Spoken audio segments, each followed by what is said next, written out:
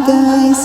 I'm back with another vlog and today we're going to visit Bacas River in North Sagaray, Bulacan. At ngayon na ay April 22, summer vacation here sa Pilipinas.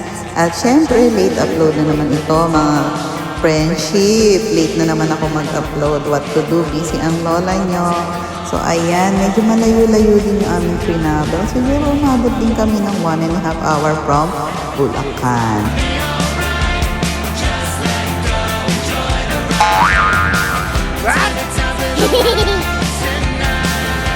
Andito na kami sa North Sagaray, Sitio Matiktik.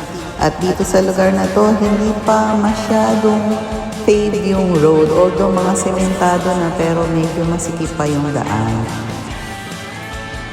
At narating na nga namin ang site. Nakita lang namin ito sa FB. Ang bayad dito ay 150 per head sa daytime. And then, free na yung cottages. And then, nag-ask din kami sa tent kasi balak nang mag-camping. 1.5 yata yun. And of course, after namin magpalamig sandali with pinipig ice, drop ice, sini agad. Ang lamig ng tubig at ang linis, guys. Ang sarap magtampisaw. Ayan, okay, pakita niyo yung ilalim.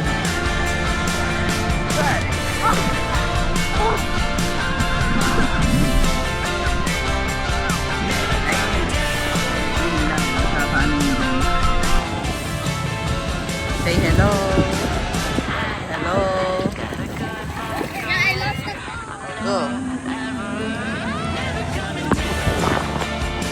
Diba ang linaw ng tubig? Natangay ka.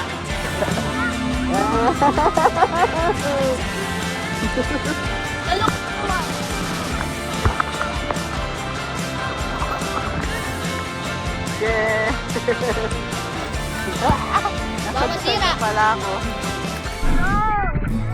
May puto po tayo doon.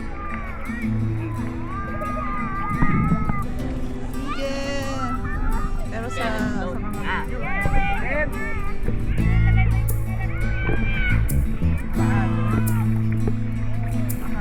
Baka masira ang chinelas. Wala na nga po yung chinelas.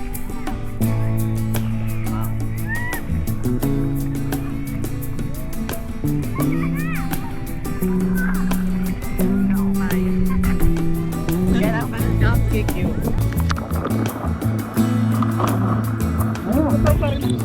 ano? Kasi nakaano. Hindi ako makakababa. 1, 2, 3, go! Paano? Ah?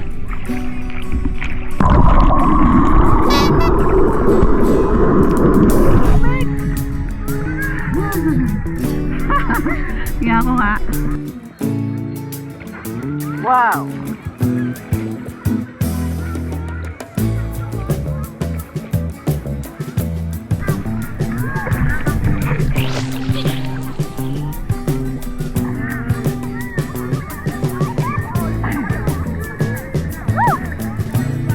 Awak tayo kamay. No, ay ba't ang layo ko na? Sipa!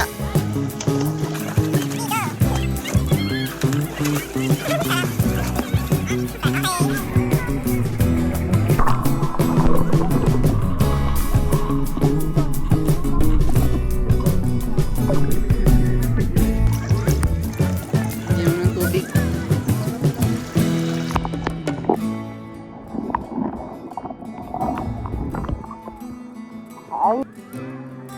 Ang ganda talaga paminsan-minsan na balikan ang nature, lalo na kung ang life natin umiikot tayo sa modern world na lagi nasa trabaho, nakaupo, walang makikita, kundi lamesa. Ngayon, ang sarap namnamin ng paligid na ganito, very relaxing.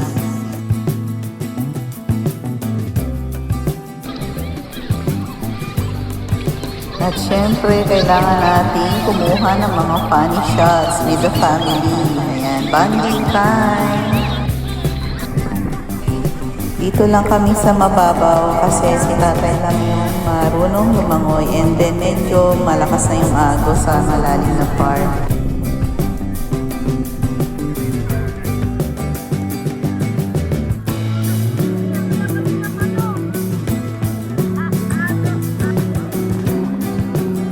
Super lino at mapakalamig talaga ng tubig guys.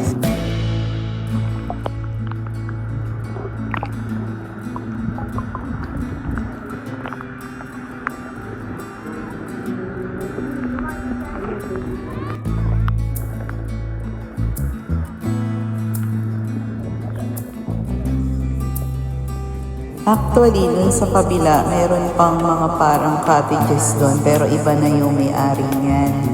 And I think mas maganda yung view doon, lalo na sa morning or pag magka-camping ka.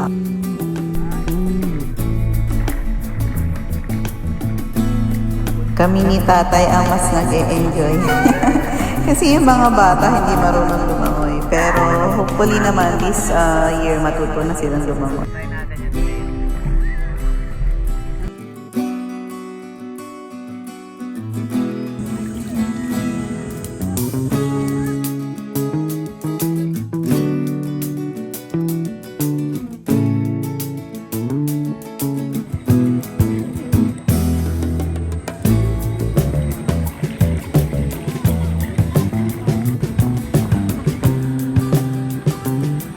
Ayan, diretso mo katawan. Na masyadong lalayo.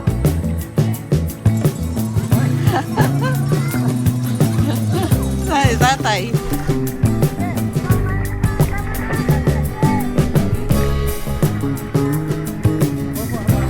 Ang sarap mag-floating, ang lamig ng tubig, nakaka-relax.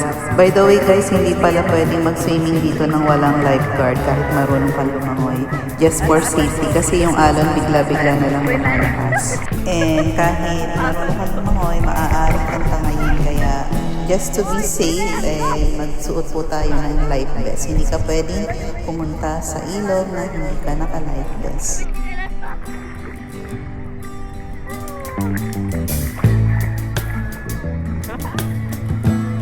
Yan mo na. Yan. Minum flat. Video flat. Ganun-ganun nga lang ay nakadalawang oras na kami nagtatampisaw. And syempre, alam naman natin, kapag tayo nagsuswimming, ang kasunod niyan ay magugutom. Kaya kainan na guys, ang baon nga pala namin ay adobong manok. At syempre, hindi mawawala ang kanin. Pagkatapos ng aming lunch ay may dumaan na namang pagkakagastusan at syempre ang mga anak ko at pati kaming mga adults ay mahilig din sa dessert which is ice cream. O diba gumawa pa ng content at meron ding ice scramble. Ang lalaki ng mga bato dito guys kaya extra careful lang din kayo sa paglalakad at medyo madulas din yung bato kasi may mga lumot na siya. Do you hear that? And of course, hindi buo ang trip na to kung hindi mag-aura-aura ang inyong host. I'm tired of feeling all FOMO, babe. I don't even care if we stay home. Put our to-do list on ice. Crank the AC to 79 and make a little island right here. And there ain't a palm tree in sight, but there's not a cloud in your blue eyes. If we need a drink, I'll be the bartender. So, hinintay ulit namin na lumamig bandang hapon and in-explore namin tong kabilang part ng ilog. At ayan nga, mabato nga siya kaya ingat guys. So, ito yon yung kabilang part. Paradise is wherever we make it. Ito yung view mula sa kabilang side ng river. Ito yung mapuno na part. And actually, mas mabato dito so hindi namin siya talaga ma-explore totally. Blue crush up on the 85-inch sound machine when we wanna hear the ocean. I think everything we need is right here. And there ain't a palm tree in sight, but there's not a cloud in your blue eyes. If we need a drink, I'll be the bartender. Wala pa kaming 30 minutes na bumabalik sa ilog para magtampisaw ay nakarinig na kami ng alarm. At eto yon para dito kasi nagpakawala daw ng tubig ang dam. So ibig sabihin, tataas ang tubig sa ilog. And also tingnan nyo, ang bilis ng agos ng tubig kaya delikado talagang mag-swimming pa dyan lalo kung hindi ka naman swimmer.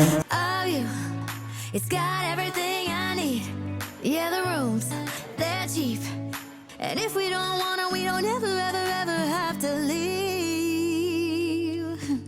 Yeah, there might not be a palm tree inside, but there's not a cloud in your blue eyes. If we need a drink, I'll be the bartender. I got a fifth of Patron and a blender, baby, slipping on a swimsuit. At nakita niyo naman guys, unti-unti nang tumataas ang tubig dito. Doon sa mga cottage areas na kanina nakalitaw, ngayon unti-unti nang nararating ng tubig. Ayan na oh, kaya umakyat kami dito sa mas mataas na part. See the 79. Paradise is wherever we make it. Nakakatawa lang yan si ate na yan kasi pinipilit niya kuhanin yung naiwan niyang tsinelas. Kasi kanina pa sila sinasabihan na umalis, ayaw na lang umalis kung kailan mabilis na yung tubig. Saka aalis, naiwan yung tsinelas. Ngayon, yung isang lalaking kasama nila, sumugod sa, sa mabilis na agos. Nakakatakot, akala ko malulunod.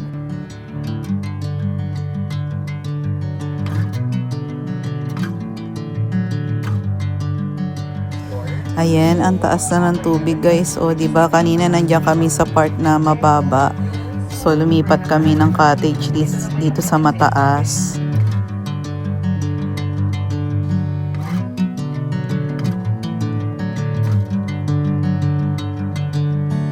Bring me into golden sunlight.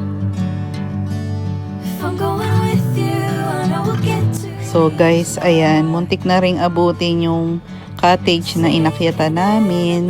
So, nag-decide kami na hindi na ituloy yung pagka-camping kasi sa mukhang matagal pa tong pagtaas ng tubig. So, maaring maabot ng tubig yung magiging camping ground namin. So, after this, umuwi na rin kami.